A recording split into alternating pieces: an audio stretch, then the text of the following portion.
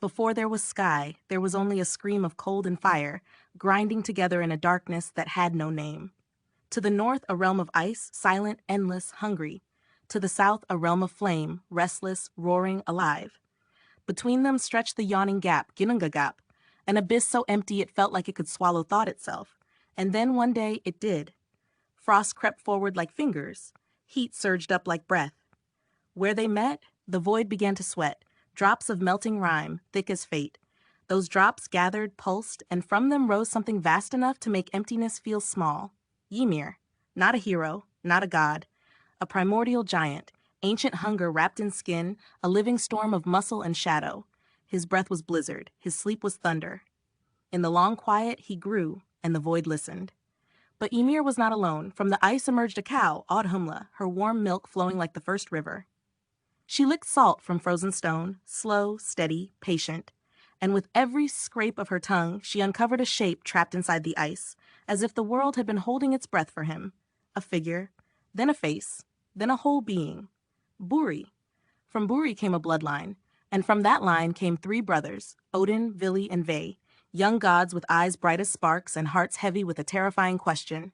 If everything begins in chaos, how do you make it safe to live? They looked at the void. They looked at Ymir, his endless appetite, his spreading shadow, and they understood. There would be no cradle for life while a storm slept at the center of everything. So they did the unthinkable. They faced the first giant.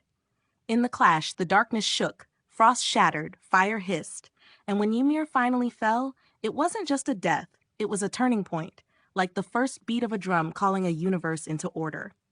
Then the brothers began to build. From Ymir's flesh, they shaped the earth, solid ground where feet could stand and stories could start. From his blood, they poured the seas, deep, restless, full of memory. From his bones, they raised mountains, spines of stone against the sky. From his teeth and shattered fragments, they made rocks. From his skull, they lifted the dome of heaven and set sparks of flame as stars, tiny reminders that even darkness can be pierced. And from his eyebrows, they formed a boundary, Midgard, a ring of protection for fragile humans, because life needs shelter to dare its first breath. So remember this, in the Norse beginning, the world isn't made from peace.